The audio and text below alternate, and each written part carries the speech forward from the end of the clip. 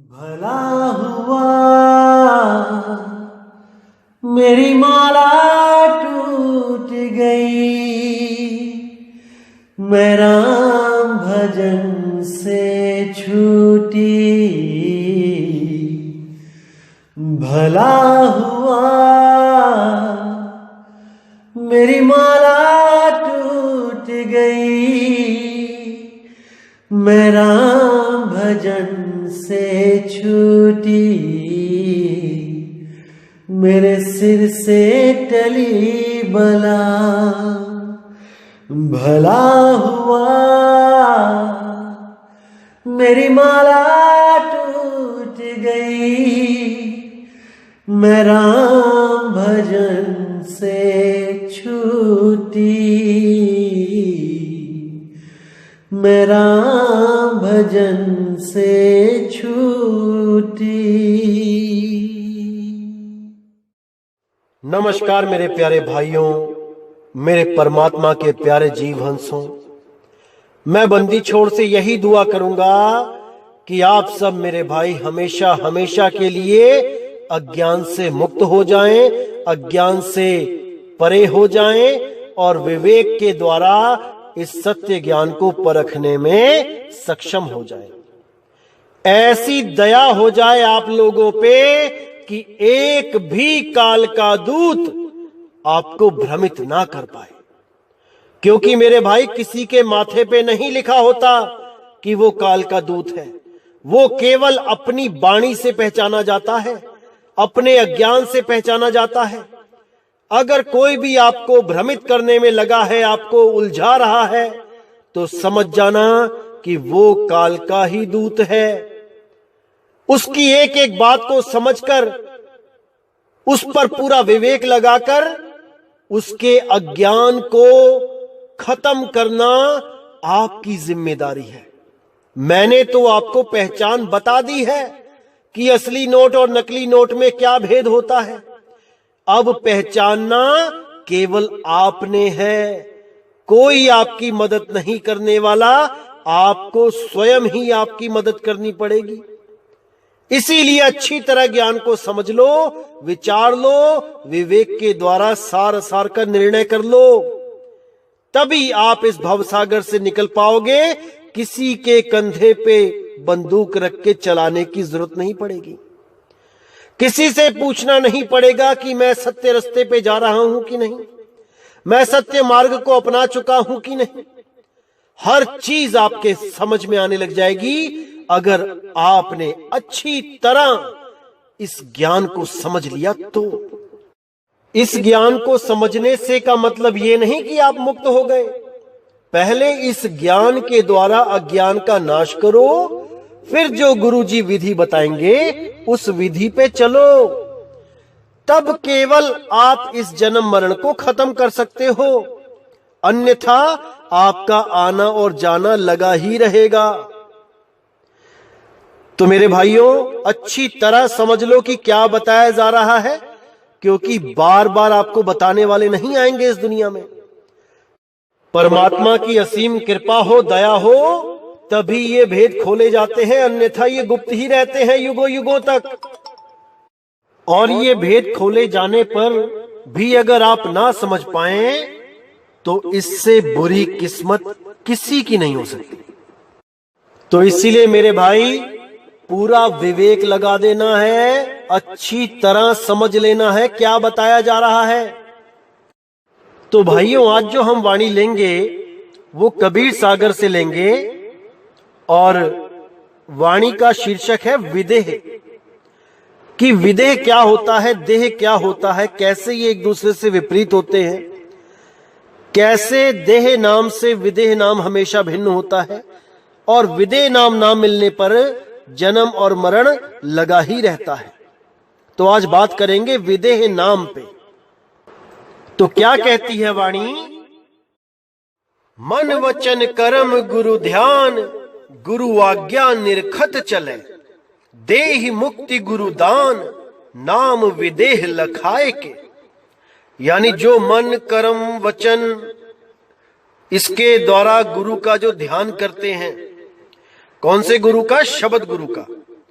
और जो गुरु आज्ञा में रहकर चलते हैं, निरखत रहे यानी कि उनकी आज्ञा को मानने के लिए हमेशा तैयार रहते हैं, निरखते रहते हैं कि गुरु कुछ बोले और मैं वो कार्य पूरा करूं, कभी ना नुकुर नहीं करते, हमेशा उसकी आज्ञा में चलते हैं। देह मुक्ति गुरु दान, उन लोगों को गुरु मुक्त कर देता है, मुक्ति दान में दे देता है। नाम विदेह लखाए के, कि विदेह नाम को लखा के गुरु हमेशा के लिए उनको मुक्त कर देता है। अब देह नाम और विदेह नाम में क्या फर्क होता है, आपने ये जानना है। जैसे इस दुनिया में जितने भी गुरु हैं, वो सब जो नाम देते हैं वो देह नाम है। यानी कि कोई आपको मंत्र देता है कलिंग कृष्ण कलिंग, तो भाई वो देह नाम है। कृष्ण की देह है तो नाम है, जब देह नहीं तो नाम नहीं। कोई कहता है जय श्री राम या हरे कृष्णा हरे राम या और कोई नाम, तो देह है तो नाम है, देह नहीं तो नाम भी नहीं। कोई देता है ज्योत निरंजन ओंकार आरंकार सोहंग सतनाम, तो देह है तो नाम है, देह नहीं तो नाम नहीं। कोई देता है सतपुरुष काल मूर्त शब्द स्वरूपी राम, तो देह है तो नाम और देह नहीं तो नाम नहीं। कोई देता है ओम सोहम सत्य कबीर, तो सब देही के नाम है, अगर देह नहीं तो नाम नहीं। इसी तरह जो विदेह है वो देह नहीं है, विदेह देह से उलट है, विपरीत है। जैसे दिन का उल्टा रात, वैसे ही देह का उल्टा विदेह, देश का उल्टा विदेश। तो इसको समझना होगा दोस्तों, विदेह नाम किसको कहते हैं, क्या होता है विदेह नाम। जब तक आपने विदेह नाम नहीं पाया तब तक आप भ्रमित ही रहोगे। तो क्या कहती है वाणी, जब लग ध्यान विदेह न आवे, तब लग जीव भव भटका खावे। ध्यान विदेह और नाम विदेहा, दोई लख पावे मिटे संदेहा। यहां पे लख की जगह खल लिख दिया है, उल्टा कर दिया इन्होंने। कोई बात नहीं, हमने लिखे पढ़े नहीं बनना है, हमने पढ़े लिखे बनना है। पढ़ के जो गलत लिखा है उसको हमने सुधार देना है। तो इसमें क्या बोला है कि जब लग ध्यान विदेह न आवे, तब लग जीव भव भटका खावे। जब तक आपको ऐसा गुरु नहीं मिल जाता जो उस विदेह नाम को लखा दे, तब तक आपका जन्म और मरण कभी खत्म नहीं हो सकता। जब तक आप कोई ना कोई मंत्र, किसी ना किसी भगवान का नाम जप रहे हो, तब तक समझ लेना दोस्तों कि आप देही नाम जप रहे हो, विदेही नहीं है। ध्यान विदेह औ नाम विदेहा, पहले तो ध्यान विदेह यानी कि देह से परे ध्यान लगाया जाए, और नाम विदेह यानी कि वो नाम कोई मंत्र ना हो, कोई शरीर ना हो, तब जाके बात बनेगी। दो ही लख पावे मिटे संदेहा। इन दोनों नियम, इन दोनों शर्तों पे जो गुरु अटल है, जो गुरु इन पर खरा उतरता है, उसके द्वारा ही सब संदेह मिटेंगे, जन्म मरण से मुक्ति मिलेगी। क्षण एक नाम विदेह समाई, ताकि महिमा वर्णी ना जाई। एक पल के लिए भी अगर उस विदेह नाम में आप समा गए, आपकी सुरती एक पल के लिए भी उस विदेह नाम में समा गई, उसकी महिमा करोड़ों लाखों जीवों से भी नहीं गाई जा सकती। ऐसी अनुभूति होती है कि अनंत, उसका कोई अंत नहीं। काया नाम सबे गोहरावे, नाम विदेह बिरले कोई पावे। काया का नाम तो सभी जपवा रहे हैं, ओम ओम ओम ओम कलिंग कलिंग कलिंग कलिंग हरिंग हरिंग श्रिंग श्रिंग सोहंग सोहंग सब जपा रहे हैं, सब लगे हैं मंत्र जपने में। ज्योत निरंजन ओंकार रारंकार सोहंग सब लगे पड़े हैं। सतपुरुष अकाल मूर्त शब्द स्वरूपी राम, वाहे गुरु राम राम अल्लाह अल्लाह खुदा खुदा, सब लगे पड़े हैं कुछ ना कुछ नाम जपने में। लेकिन जब तक विदेह नाम नहीं मिलेगा तब तक कोई मुक्त नहीं हो पाएगा।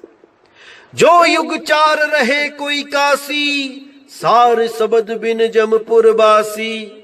अगर कोई 4 युगों तक भी काशी में रह के गंगा में स्नान करता है तब भी वो यमपुर यानी नरकों में ही जाएगा, जन्म मरण में ही फंसा रहेगा। किसी भी नदी में नहा के स्नान करके मुक्ति नहीं मिल सकती मेरे भाई। नदी केवल आपके शरीर को साफ करेगी, आपके मन को, आपकी सुरती को, आपकी आत्मा का कल्याण नहीं कर सकती। नीम सार बदरी पर धामा, गया द्वारिका प्राग स्नाना। 68 तीरथ भू परिक्रमा, सार सबद बिन मिटे न भरमा। कहाँ लग कहो नाम पर भाऊ, जासु मेरे जम त्रास न साऊं। अब यहां देखिए कितना क्लियर कर दिया, बिल्कुल साफ बता दिया साहिब जी ने कि नीमसार जो सीतापुर में है, बद्री और परधामा, बड़े बड़े धामों में कहीं भी चले जाओ आप, गया द्वारिका प्रयाग कहीं भी जाके स्नान कर लो। 68 तीर्थ भू परिक्रमा, पूरी दुनिया की परिक्रमा तक कर डालो, 68 तीर्थ कर डालो, लेकिन बिना सार शब्द के भरम नहीं मिटेगा। वो नहीं मिट सकता, क्योंकि साफ बोला है, जल में मीन प्यासी, मुह देखती आवे हासी। आत्म ज्ञान बिना नर भटके, कभी मथुरा कभी काशी। हमेशा भटकते ही रह जाओगे, घूमते ही रह जाओगे, उस मालिक को प्राप्त नहीं कर पाओगे जिसका कोई देह स्वरूप नहीं है। जो विदेह है, विदेह, उसको नहीं प्राप्त कर पाओगे। जैसे सावन में देखिए बारिश में कैसे लोग कांवड़ लेके चले हुए हैं, उनकी श्रद्धा है, बहुत अच्छी बात है, लेकिन बिना विवेक के भटकत फिरे, पकड़ शब्द की छाही। ये जितने तीर्थ व्रत जप तप नेम मंत्र जो कुछ भी है, ये छाही यानी छाया है, माया है। इस माया में आप जितना मर्जी घूम लो, आप पार नहीं हो सकते। माया से पार निकलने का एक ही रास्ता है, वो है सार शब्द। सार शब्द बिन मिटे न भरमा, किसी का भरम नहीं मिट सकता बिना सार शब्द के।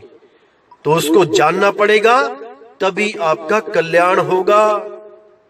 कहां लग कहो नाम पर बाऊ, जा सुमिरे जम त्रास नहा। कहते कहां लग कहूं उस नाम की महिमा नहीं गा सकता मैं।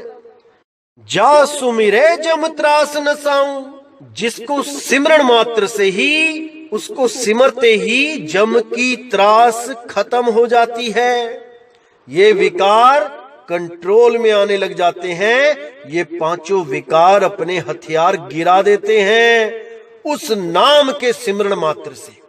इतनी बड़ी महिमा है उस नाम की। तो मेरे भाई अच्छी तरह समझना पड़ेगा कि आखिर कबीर साहब किस नाम की बात कर रहे हैं। उन्होंने कभी मंत्रों की बात नहीं करी कि कोई मंत्र जाप कर लो, उन्होंने मंत्रों का खंडन ही किया है। तंत्र मंत्र सब झूठ है, इनमें ना उलझे कोई, सारे नाम जाने बिना कागा हंस ना होए। वो कौवा हंस नहीं हो सकता जब तक इन मंत्रों को वो छोड़ नहीं देता और सार नाम का, सार शब्द का साथ नहीं कर लेता। तब तक वो कौवा ही रहेगा, जितना मर्जी जोड़ लगा ले। तो आगे कहते हैं, सार नाम सतगुरु सो पावे, नाम डोर रही लोक सिधावे। जो सतगुरु से सार नाम प्राप्त कर लेता है, वो नाम की डोर को पकड़ के अपने सत्य स्वरूप, अपने सत्य लोक में समा जाता है। धर्म राय ताको सिर नावे, जो हंसा निहितत्व समावे। धर्म राय उसके आगे सिर झुका देता है, जो हंसा निहितत्व में समा जाता है। यानी अभी तो वो तत्वों में रहता है, जैसे आप और हम अभी 5 तत्वों में रहते हैं। यही हमारा घर है, हमारे रहने का स्थान है। इन 5 तत्वों में ही हमारी सुरता रहती है। लेकिन जब वो निहित तत्व को प्राप्त करके निहित तत्व में समा जाती है, तब जम उसके आगे शीस नवा देता है। वो जम इसका कुछ नहीं बिगाड़ सकता मेरे भाई, कुछ नहीं बिगाड़ सकता। लेकिन इस सुरता को तत्व ज्ञान से परे निहित तत्व का ज्ञान होना चाहिए, तभी बात बनेगी, अन्यथा ये तत्वों में ही उलझी रहेगी।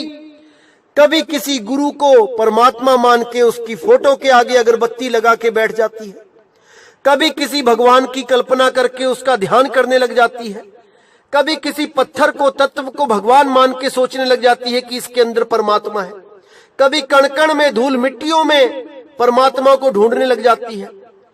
यही भ्रमणा में सुरता भटकी रहती है। तत्वों में परमात्मा नहीं रहता भाई, परमात्मा निहित तत्व है। इस तीन लोक में परमात्मा नहीं रहता भाई, ये तीन लोक तत्वों से बने हैं। जब ये तीन लोक नहीं बने थे, जब ये कण कण नहीं था, तब परमात्मा कहां था? आज तो सब कह देते हैं कि परमात्मा कण कण में है, जब कण भी नहीं थे तब परमात्मा कहां था? कोई मुझे ये बताए। और अगर परमात्मा था तो ये कण कहां से आ गए? क्या परमात्मा ने ये नकली दुनिया बना दी हमें उलझाने के लिए? 84 में डाल के हमें वो खुश है क्या? कोई नहीं समझ रहा इन बात को।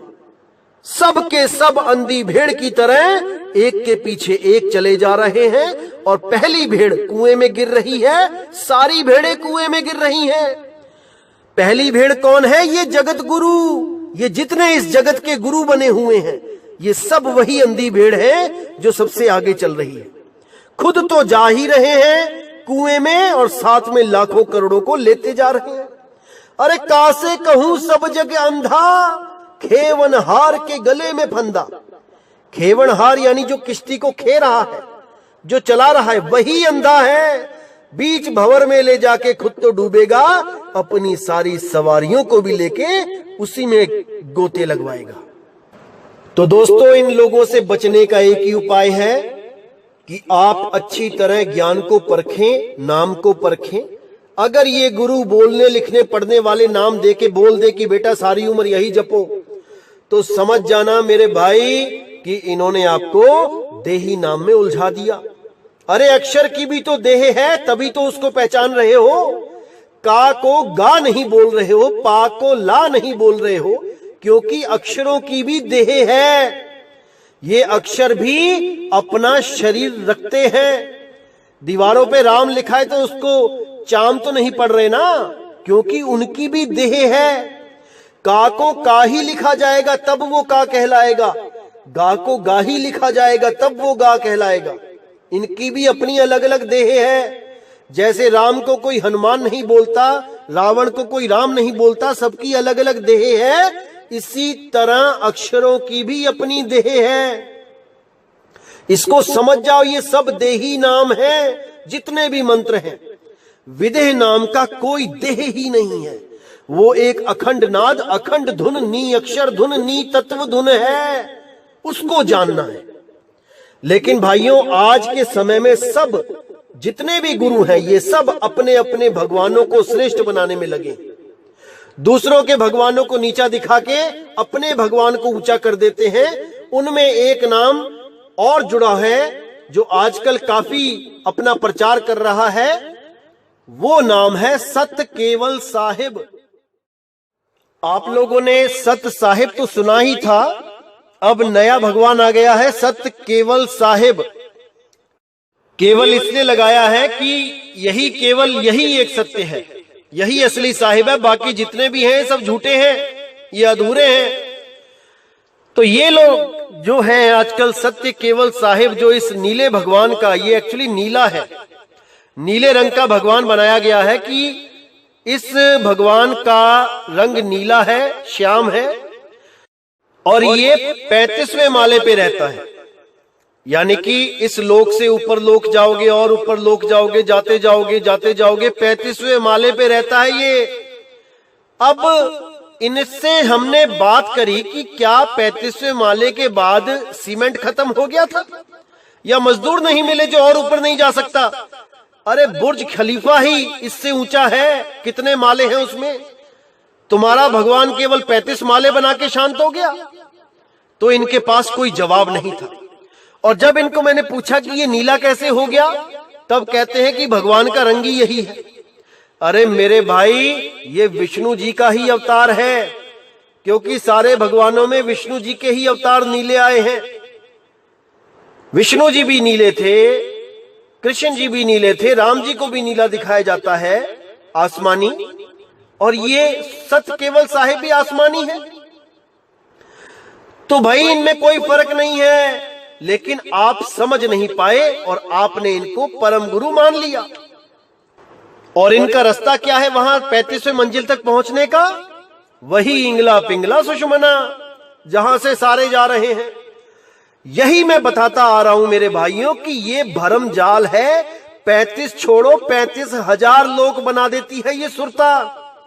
अगर गलत रास्ते पे चली गई तो ये माया के द्वारा बनाती ही चली जाती है। इन लोगों की कोई गिनती नहीं है, कितने ही अनंत लोक बना के बैठी है ये, इसकी कोई गिनती नहीं भाई। 35 तो कुछ भी नहीं है। ये अपनी आई पे आ जाए, 35 संख लोक बना के बैठ जाए, क्योंकि ये समर्थ है।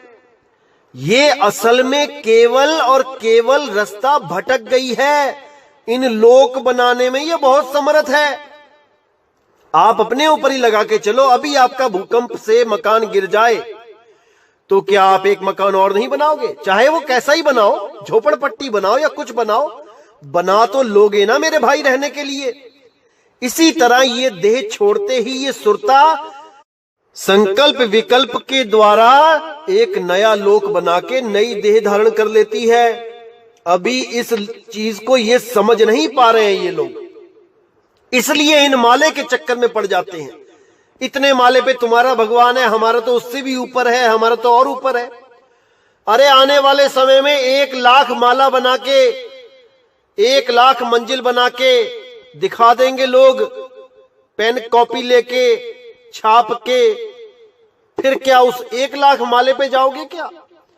ये सब भरम जाल है मेरे भाई, ये सब भरम जाल है। समझ जाओ इसको मेरे भाइयों, समझ जाओ। साहिब कहते हैं, ना कहीं आना ना कहीं जाना, आपे में आप समाना। अपने आप को जान जाओ, जो सारे लोगों का मालिक बना हुआ है लेकिन भूला पड़ा है। जिस दिन आप उस अवस्था को प्राप्त हो जाओगे, आपको पता लग जाएगा कि ये मन माया तो मेरे द्वारा संचालित किए जा सकते हैं। जिनका मैं गुलाम बन के बैठ गया हूं, ये मेरे ही द्वारा उत्पन्न है। जैसे किसी ने संविधान लिखा, संविधान उसके द्वारा पैदा किया गया, और जिसने संविधान लिखा वो उसके ही अधीन हो गया। इसी प्रकार आपने ये मन माया पैदा करके आप उसी के अधीन हुए पड़े हो। इसको समझ जाओ मेरे भाई, तभी आपकी मुक्ति होगी, अन्यथा नहीं। साहिब कहते हैं, आगे खोजे गिर पड़े, पीछे खोज भुलाए, सार शब्द से आगे खोजे, बांधा जमपुर जाए। जो सार शब्द से आगे खोजने लग जाता है, पहली दूसरी चौथी पांचवी 10वीं मंजिल, 20वीं 50वीं 100वीं मंजिल, कहते हैं वो जमपुर ही जाएगा। और जो पीछे खोजता है, यानी कि मूल चक्र, गुदा चक्र, नाभि चक्र, कंठ चक्र, आज्ञा चक्र, ये सब भी जमपुर जाएंगे, इंगला पिंगला सुषमना वाले भी।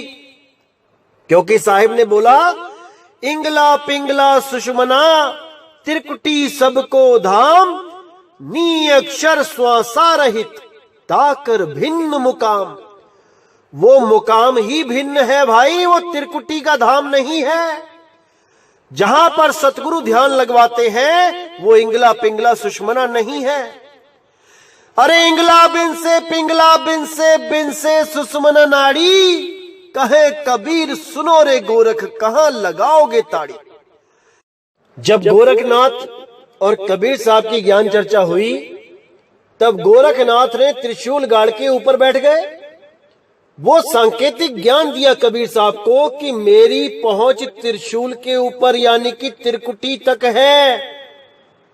इंगला पिंगला सुषमना 3 शूल इन्हीं को त्रिशूल कहा जाता है कि मेरी पहुंच त्रिशूल तक है, तुम बताओ तुम्हारी पहुंच कहां है। तब कबीर साहब ने जेब से तागा निकाला, जो बुनते थे वो तागा हवा में फेंका और सीधे जाके उस तागे के ऊपर अधर में जाके बैठ गए। तब उन्होंने कहा कि गोरख, मेरी पहुंच अधर द्वीप तक है, तुम तो इंगला पिंगला सुषमना का आधार लेके चलते हो, जिस दिन ये शरीर गिरा तुम्हारा त्रिशूल भी गिर जाएगा। और मैंने ये जो धागा फेंका है ये सुरता है, सुरता, और सुरता के ऊपर मैं शब्द रूप में बैठा हूं अधर में। मैं जब चाहे इस सुरती को खींच लूं, अगर सुरती नहीं रहेगी तो ये सारे शरीर गिर जाएंगे। तू किस गुमान में रहता है गोरख कि इंगला पिंगला में पहुंचकर तू ज्ञानी बन गया? अरे तू अज्ञानी ही है। इसीलिए बोला, त्रिकुटी मध्य ध्यान लगाए, कहो कहां को जाए, द्वार न पावे शब्द का, फिर भटका खाए। बार बार भटकोगे मेरे भाई, जब तक वो शब्द गुरु नहीं मिल गया, अधर का ज्ञान नहीं मिल गया, वो सार शब्द का ज्ञान नहीं मिल गया। लेकिन कई मेरे भाई भ्रमित हो जाते हैं बाणियां पढ़ के कि गरीबदास जी ने श्वासों के ऊपर बहुत बोला है कि श्वास श्वास सिमरण करो। मैंने आपको बताया भाई, ये बाणियों में बहुत बड़े भेद होते हैं। जहां पर बोला जाता है पल पल करो गुरु की बंदगी, तो इसका मतलब ये थोड़ी नहीं कि आप पल पल करने लग जाओगे। कहने का मतलब सारे काम छोड़ के केवल उसकी पूजा पाठ ही करने लग जाओगे, ऐसा नहीं होता। पल पल का मतलब होता है कि आप 24 घंटे सूरत को शब्द में लगाओ, अभ्यास करो, लेकिन सारे काम करते भी जाओ। इसी तरह श्वास श्वास का मतलब होता है पल पल, बार बार, बारंबार, बिना गैप के, लगातार, ना कि श्वासों पे ही जपने लग जाओ ओम सोहम ओम सोहम। ये सब अज्ञान है। इन वाणियों में कोड वर्ड होते हैं। जैसे गरीब साहब कहते हैं कि श्वासा पारस भेद हमारा, अब लिखा है यहां पे कि श्वासा पारस भेद हमारा, ये कोड है। असल में इसका अर्थ है, इस वाणी का जो भाव है कि श्वासा पार सो भेद हमारा, पार और सो को मिक्स करके पारस बना दिया वहां पे। अब इसको खोलना सबके बस की बात नहीं है, सबके सब श्वासों में ही लग जाएंगे ढूंढने, लेकिन ये श्वासों के पार की बात करी है। श्वासा पार सो भेद हमारा, इसको समझो मेरे भाई, समझो। वो श्वासों के पार है, क्योंकि श्वास और प्राण एक ही रूप है। इसीलिए साहिब ने बोला, नहीं प्राण में नहीं पिंड में। अब ये श्वास तो पिंड में ही है ना भाई, अगर वो श्वास में है तो इसका मतलब वो पिंड में भी है। फिर हम क्यों कहते हैं कि वो पिंड से न्यारा है? अरे श्वास तो पिंड में ही है ना भाई, अगर वो श्वास में है तो वो पिंड में भी है, और वो पिंड में है तो वो ब्रह्मांड में भी है, क्योंकि जो पिंडे सो ब्रह्मंडे। तो सारी वाणियों का महा अनर्थ हो जाएगा अगर आपने इस भेद को नहीं समझा। श्वासा पार सो भेद हमारा, साफ बोल दिया, श्वासों के पार, उससे पार हमारा भेद है, ना कि श्वासों में हमारा भेद है। तो दोस्तों, अच्छी तरह समझना है क्या बताया जा रहा है, पूरा विवेक लगाना है, पूरी जागृति रखनी है, क्योंकि बार बार इंसान जन्म नहीं मिलता मेरे भाई इस ज्ञान को समझने के लिए। और जितने ये भ्रमित करने वाले जो बैठे हुए हैं आप लोग को, आप बिल्कुल चिंता ना करें, एक एक की जड़ें दिखा दी जाएंगी, एक एक का भेद खोल दिया जाएगा आने वाले सत्संगों में, बिल्कुल चिंता ना करें। तो इसी के साथ दोस्तों मुझे विदा करें। जय गुरु बंदी छोड़ वैराग साहिब, जय गुरु बंदी छोड़ साधु शरण साहिब, जय गुरु बंदी छोड़ बाबा मदन साहिब, बाबा नानक जी, बाबा रविदास जी, बाबा बुल्ले शाह जी, मेरे सारे संत, मेरे गरीबदास जी। जय जय सतगुरु बंदी छोड़ सतगुरु सत्य कबीर साहिब की सदा ही जय हो, सदा ही जय हो मेरे मालिक की साहिब बंदगी सतनाम।